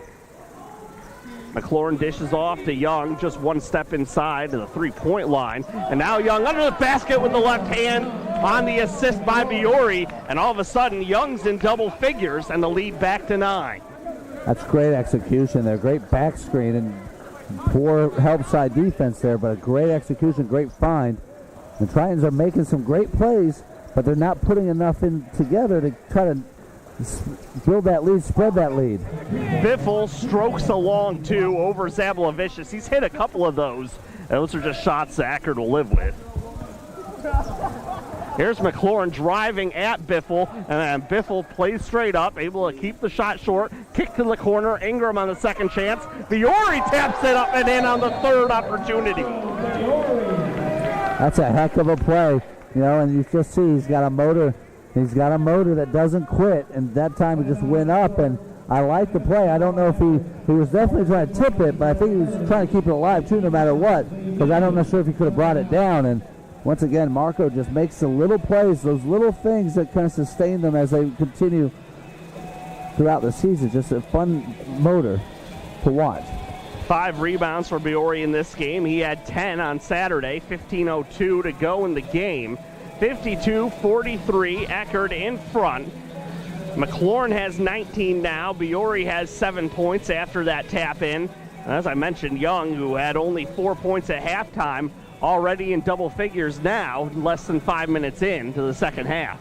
7-2, right there on the advantage rebounding here this half.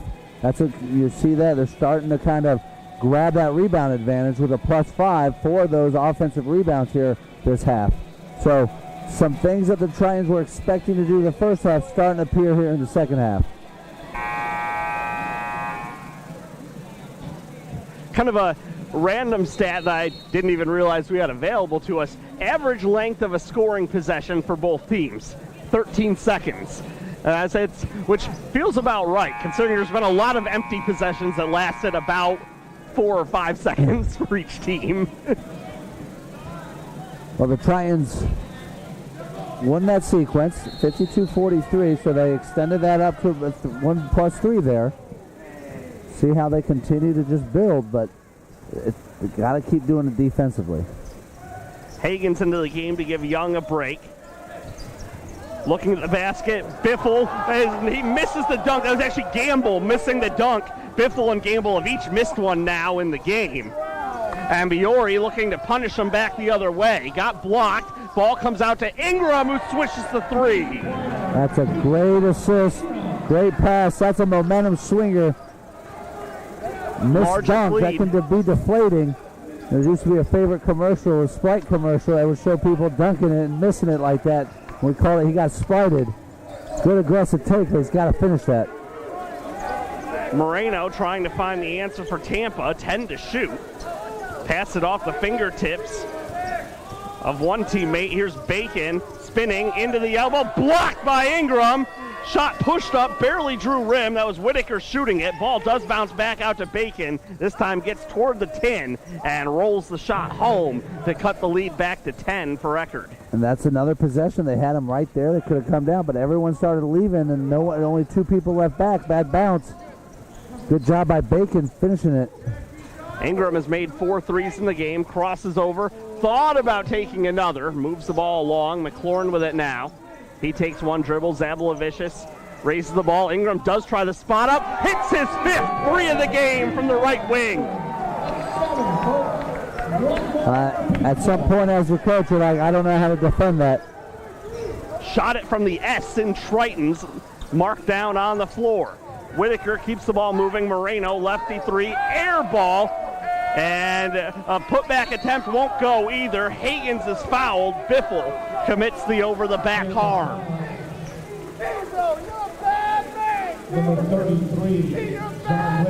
Actually, Whitaker assessed the foul there.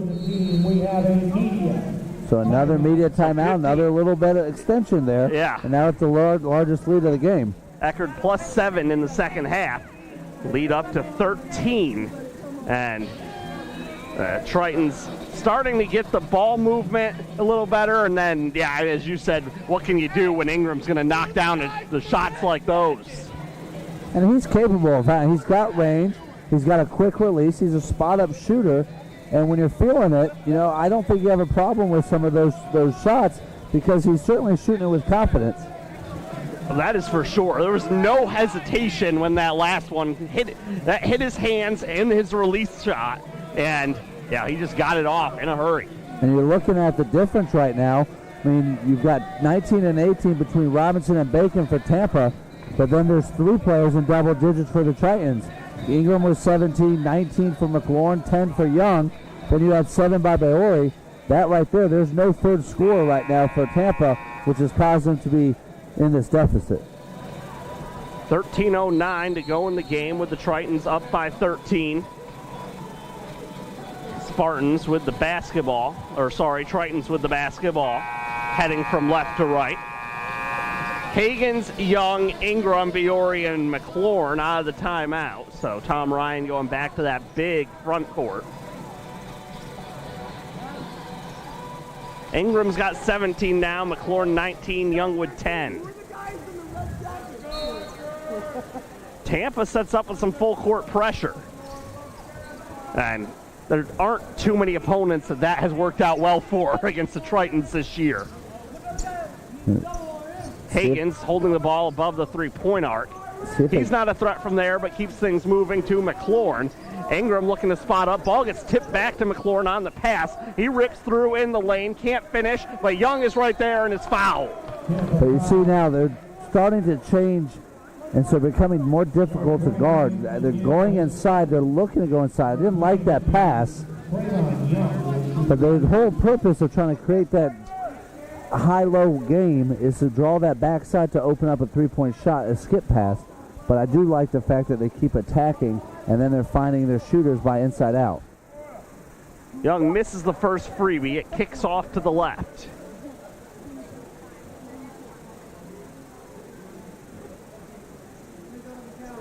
(58-45) the score. Young still has a free throw coming. 12:46 to go in the game. Eckerd against Tampa here in St. Petersburg tonight. Tritons trying for a regular season sweep of the Spartans. Young's second free throw is good. And they've been off and on, but they've been shown that they can shoot the free throws. Got a couple good free throw shooters, so you want to reward yourself when you work that hard to get it. Biffle holds the basketball on the right wing. Hits it to Robinson, now Moreno. Hagens picks him up midway through the shot clock. A drive into the paint. Moreno switches to his right hand and scores with his offhand to cut the lead to 12 for Eckerd. Biore gets the ball ahead to McLaurin, coming up on 12 minutes to go. A no look over the shoulder pass to Ingram from Young, but too far under the rim to do anything with it. Caught right around the free throw line. Young faces up with 12 to shoot. Hands off Ingram into the lane. Down the lane. Scores and goes to the line after the lefty finish. I think he just likes the three-point play. It doesn't matter if he's beyond the arc or just driving and getting to. That's a great job. I mean, if you see how he takes the ball and then uses his body to shield it, the defender has to go through him, and he uses the basket kind of as a drill in order to make that block. He's going to have to jump through the rim. So that's just heads-up play, great finish. If you saw an earlier play, Coach Ryan said, stop messing around, finish it. Flip it and get it around the basket. That time did a much better job using his body. Good job by Keyshawn.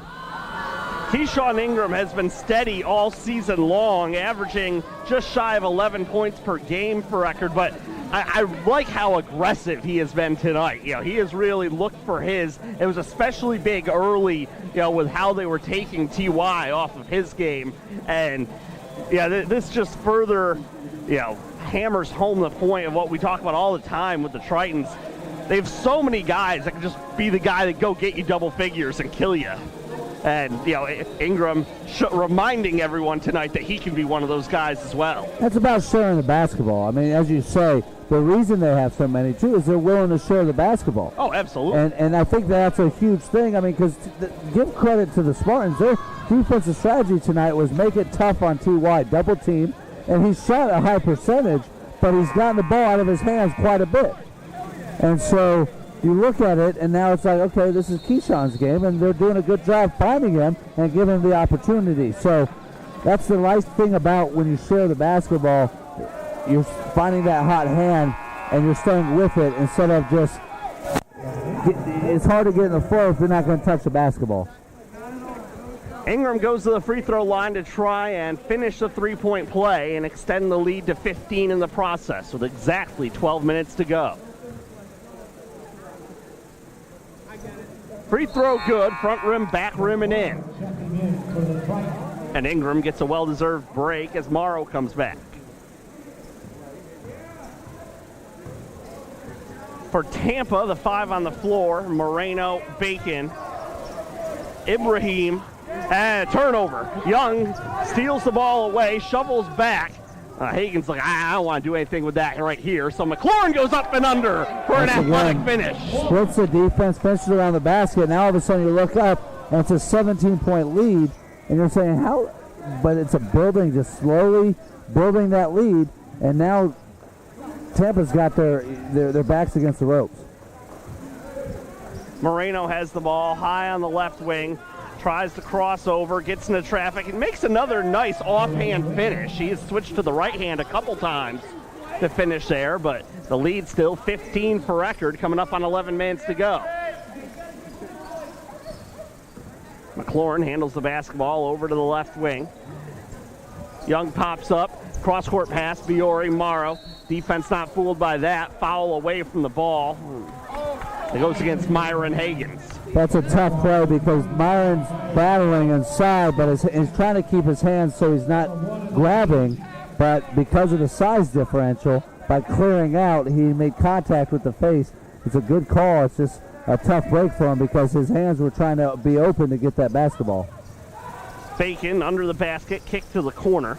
Comes out for a three-point try off the front of the rim. Tip slam up and in. And Robinson heard from for the first time in a while off the three-point miss from Malik Tunk. Or rather, sorry, from Mekhi Biffle. Would like to have a replay. That looked like it could have been above the cylinder, but great acrobatic way to go up and get it and make that play. Biori catches a pass out of bounds. Not his fault, really. Morrow sort of let his foot there on the feed. 13-point game, possession to Tampa. Sloppy, and that's what we're saying, sloppy. The Titans can't be sloppy like that. You know, just that's an unforced turnover. There's no excuse for it. 64-51. Tritons lead the Spartans. Ibrahim with the basketball. Here's Robinson. Floats the pass back out, nearly stolen by Drushawn McLaurin.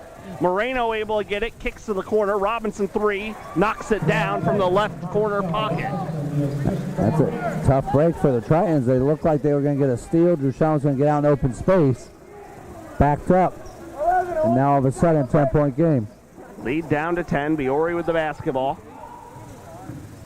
And McLaurin, what a catch. He was being face guarded. Missed the shot, got it back, puts it up over the lip of the rim, stares down about 4 Tampa players. They tried to deny him with a face guard by Biffle, and it still didn't work. That's when you have the utmost confidence in who you're throwing to. I didn't like that pass, but man, what a great acrobatic play by Drushawn. Robinson tries again left corner and knocks down another three. He's been lost there the last couple possessions and gets the lead down to single digits. And that all starts by gambling. Drushawn got himself out of position. That now puts pressure on the backside, taking him out. You got to stay in your principles and your fundamentals. 9-point game. Morrow through the nail to the free throw line, all the way to the bucket and a foul.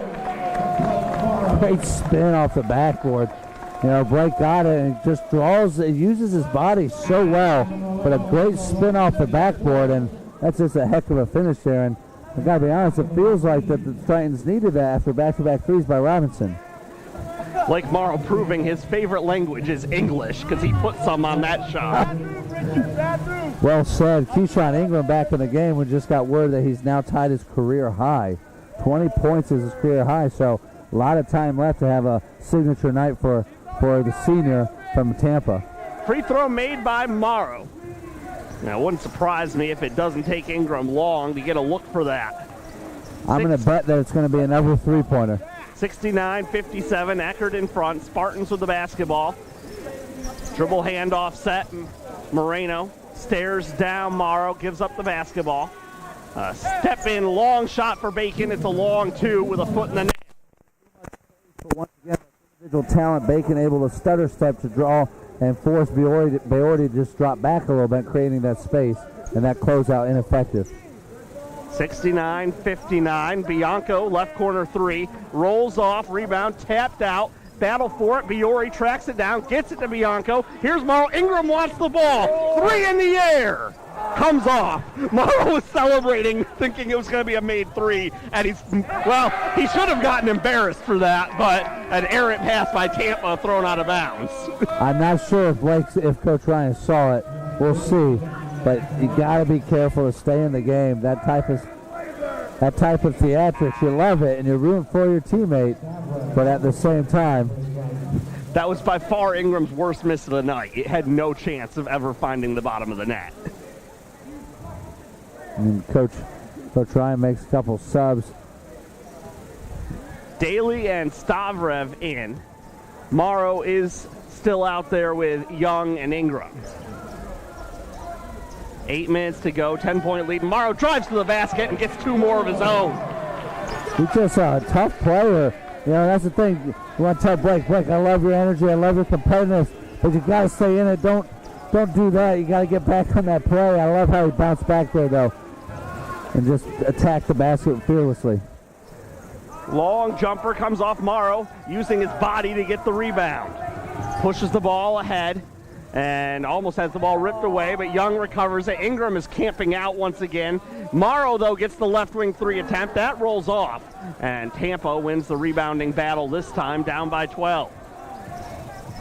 Morrow's in double digits. He's another one of those guys, just seems to get roll the ball out there, and somehow he winds up with 10 at least. In the last game, he did a bunch of damage at the free throw line. He's been a dribble driver in this one. 10 to shoot for Tampa, down by 12. Drive down the lane. Biffle cannot finish the shot, but he'll get a pair of free throws after the media timeout. Stavrev called for the foul. You see, stretch, you know, try have them on the ropes, and the Spartans came back, knocked a couple big threes. You know, I don't know if they have enough to try to get here, but I mean, it's got to start on the defensive end, and I don't think their defense has been as consistent, but both teams shooting a pretty high percentage tonight.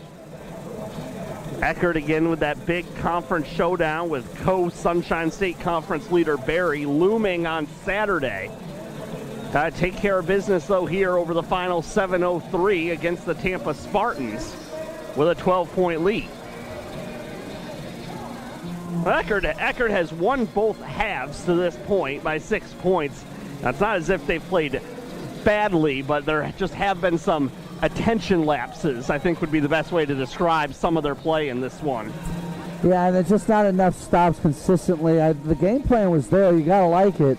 They're trying to make, you know, hard, pack in the paint, double team Trayvon, but the sharp shooting by Keyshawn forces the defense to extend, and that opened up some more driving lanes, and that's what you're saying, just not being disciplined enough to kind of make those rotations. And I think they've been slow a few times when their defense has shown gaps.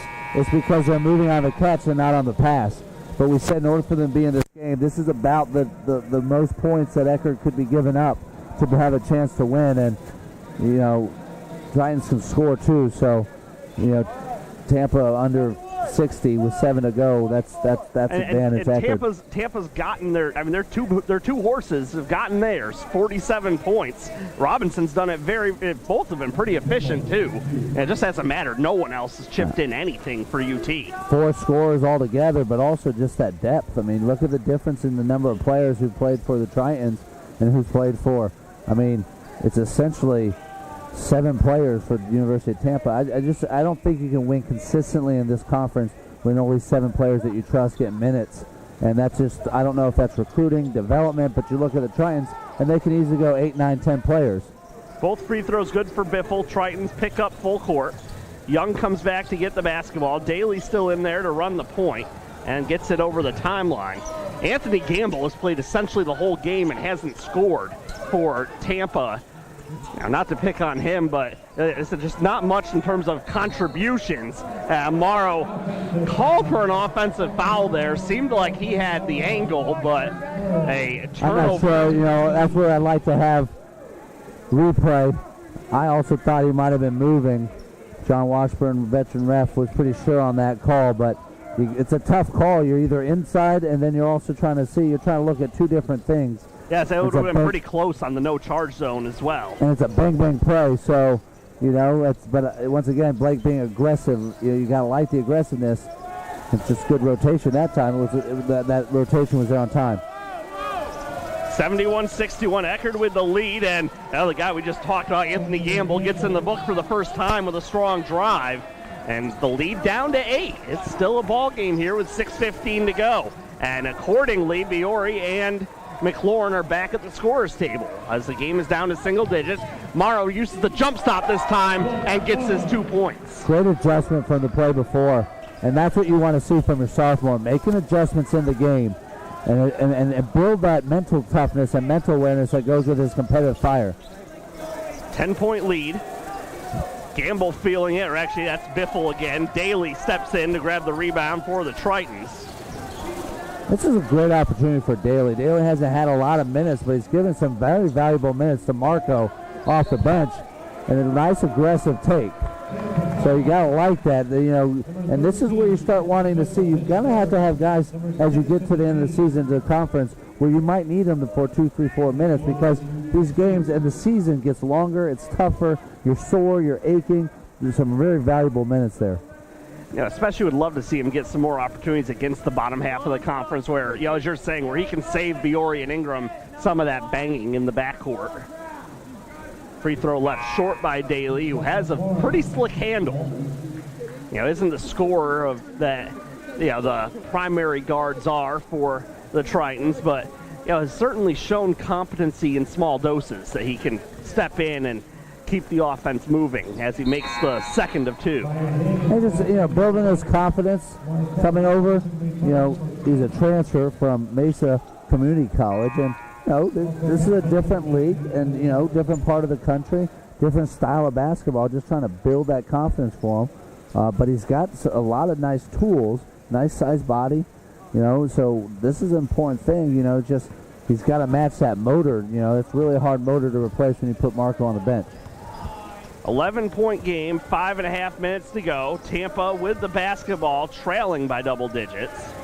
Moreno looking to drive, dragged his foot. Bacon in the right corner, air balls the 3. Daly's got another board. Daly moves it up the near side around the screen from Hagens. Nice kick to the corner, 3 on the way. Ingram with another triple, and that's a career high. That's what we called it. We said it had to happen on the 3 the way he was shooting tonight, and just great execution once again. Drive and kick. Old style basketball, easy basketball. Drive and kick. Draw the defense, kick it, and give it to your shooters. Nice job by Ingram playing so well tonight. Ingram 6 of 10 from distance. 10 to shoot for Tampa, down by 14. Moreno and throws it into the stands. And that's just a type of turnover. You can't have it this time. And that's what the difference between the top teams and the teams that are trying to get and move up the standings. Just an unforced error, just sloppy, just unnecessary turnover at a time. And how much does that do to fatigue? 7 players playing, they're getting a little long in the tooth in the minutes here. Ingram around the screen from Hagens, gives it up. McLaurin watches Biore cut, then hands off Daly. Daly crosses over, gets into the paint, slips a pass down, layup, missed, tap back up and in. Hey, Marco's going to make that, but why not let Duchamp get the double-double, pad his stats. Great follow, great finish. McLaurin with 25 points and 11 rebounds. Coming up on the 4-minute mark to go, 79-63. Eckerd looking to put another one in the win column.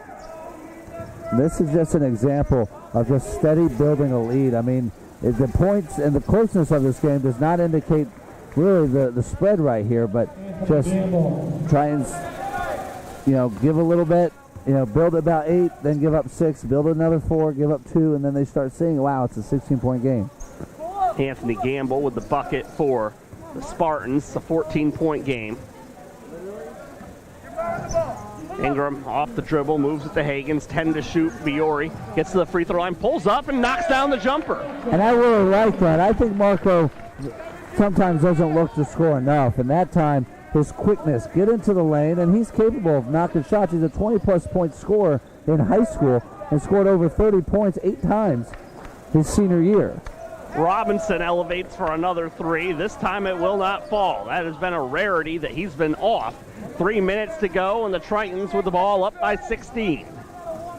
And I think you're seeing where there's fatigue is setting in and just kind of the outcome being pretty clear. Myron Hagens with a 3-pointer left wing and the assist to Gianni Daly. And it starts once again. Drive and dish. Find my shooter. Knock it down. 19-point lead for the Tritons. Gamble able to draw a foul, plowing down the lane. He'll shoot a couple.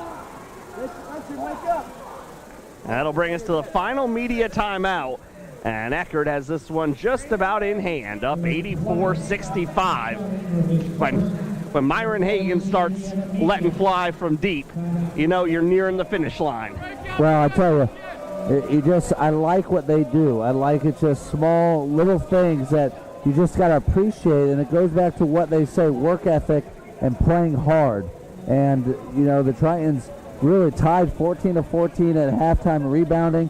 Now they're 30-21, so a nice job protecting the glass. Only one offensive rebound, I believe, or two in the first half, and now they have 9. So, I mean, just going back to little things, staying within it. You know, they didn't really go to the free throw line a lot, but they went a lot more this half, just attacking the basket. And then just look at the balance in scoring. 4 players in double digits and one about to be in Marco. I mean, it's just a total team effort. You got to give credit to these guys.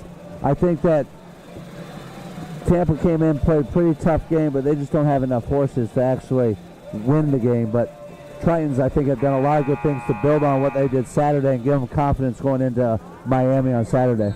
And to revisit those last 2 offensive possessions for the Tritons, it's something, I don't know how tangibly to sum this up. I'm going to try something in my short time around Eckerd that I've noticed a lot about Tom Ryan's teams. It's coming down the stretch in a game like this, you know, how they'll let a guy take a shot that, you know, Myron Higgins isn't going to shoot a left wing 3 in the first half. Marco Biori rarely is going to hunt that jumper, you know, but it's a chance to, you know, try something in your skill set, see how it plays in a game, because there might be a spot, you know, whether it's later this year or next year when Marco's a senior and Myron's a junior, you know, that might be a part of the offense that you want to see more of. I think that's an excellent point, and that's what you're saying. And it's not like they're, you know, sometimes when players don't play a lot or get in their spots, you just kind of go and you get out of your offense. They're doing it within their offense. Yeah. So it's exactly like you're saying. It's building confidence, but it's also working on their offense, working on getting more reps and finding where you can get shots. What is the defense giving you? I think that's an excellent point, and that's another point of why this team is such a tough team, and they've been among the best teams in the conference the last 2 or 3 years. Ingram, McLaurin, Daly, Higgins, and Stavrev, the 5 on the floor with 2.5 minutes to go, 84-67. Eckerd with the lead. Ingram whips the pass to Higgins, down the lane with the left hand, spins it in. 2-man game, pick and roll, just a nice execution, and you're seeing Ingram. Ingram can be the off ball. He can also be the point guard, and a great 2-man game there. Higgins gets out to challenge the 3 from Robinson. It leads to an air ball. Ball saved into Stavrev, and the Tritons come the other way with a 19-point lead. And continues to be a theme. I love the development that Higgins has had in this sophomore campaign. More and more confidence every time he gets out there. Well, it's interesting watching the body language. It's like you look at Tampa and, you know, it's kind of like they've been here before. They've seen it. They're tired. The energy is so deflated, and you see the Tritons, every player in the bench, every player around the huddle, listening, figuring things out, and just coaching to the end. You know, at this point, the game's in hand, but you still can coach. You can still find opportunity to teach, and you can see the differences between the 2 benches. Definitely a more high-energy, engaged unit over on the home bench as Eckerd on their way to their 16th win of the year and their 9th conference victory in a dozen tries this season. And I tell you, the Tritons, you know, same thing the way that their season has gone. I mean, they're 15-3, which is outstanding, but I'm not sure it really appears that you think about that they'd be 15-3, but just kind of building, and they've really put together a chance. And after 2 really back-to-back years of something special. Morrow's gotten a couple tough offensive fouls sent his way in this one. Well, as we talk about kind of the 1 speed that he can kind of sometimes go, and you look at that, compared to what I thought was one of his best plays of the night offensively, was when he came to a jump stop. Yeah, that's a learning thing, and you just got to kind of be headsy and add more skills to your repertoire. changing pace and using the brakes a little more often would benefit his game a lot as Moreno scoops one in for the Spartans. And slam on the brakes and they'll fly right by, just like in Top Gun. So Morrow running the point for the final 90 seconds here, 86-69. Stavrev sets the screen for Daly. Daly shifty into the lane. Morrow steps back into the left corner, decides to hang on to the basketball. Shaq Harris into the game. Morrow draws a double team, winds up turning it over with about a minute left. Numbers the other way for the Spartans. Biffle lost the handle, backs it out. 1 minute to go. 17-point game. Ibrahim overstepping in Biffle. His jumper rattles out. Rebound tapped around and controlled by Morrow. With about 18-second difference, shot clock to game clock. This should be it for the Tritons if they want to take one more shot in this game. This will likely be it right here. Shaq Harris with the basketball. Gets his momentum going, leans in, off the back iron, rebound tapped around. Spartans have it, shot clock off. Now we're coming to the finish line. I like it. Coach Ryan said, Shaq, go to the hole. Shaq, go to the hole. Three-pointer banged down by Freddie Ibrahim. 86-72, and that should be our final. As Daly walks the ball over the timeline, the Tritons able to extend the lead over the course of the game. Monster nights for Jushawn McLaurin and Keyshawn Ingram. The later, a career night, 23 for Ingram, as the final horn sounds. Eckerd 86, Tampa 72. The final score inside the MacArthur Center. A game in which Eckerd able to shake off some of their own sloppiness and capitalize on a lot of Tampa's to pull away late for a double-digit win. I tell you, this is a team starting to find some confidence, starting to, kind of trust each other, growing some, and peaking at the right time heading into February. And you look at it, they've 3 in a row, 4 of their last 5 with a big showdown on Saturday. This is a type of game, a type of outcome you want going into, which essentially at this point of the season is their game of the year. And then obviously Rollins down the road, but Saturday's huge, and this is the type of way to go into it. In the first half, some of the trends that we usually expect from Eckerd were not there. They were there in the second, and the final tally represents that. An 18-0 advantage in bench points for the Tritons, and in the paint, a 50-36 advantage for Eckerd. Well, you got to like the way, player of the game, Jushawn, obviously, but Keyshawn Ingram, got to give him credit. It's a great shooting night tonight, and just doing a lot of things. Turnovers, not too high, 11 turnovers, so that's a pretty good job protecting the basketball, but just the distribution among all players and just getting everyone touches. Keyshawn Ingram, great job. Jushawn, great job. T.Y. with a solid game. Also, just all around, just a really good basketball game for the Tritons. Eckerd with a conference doubleheader sweep tonight.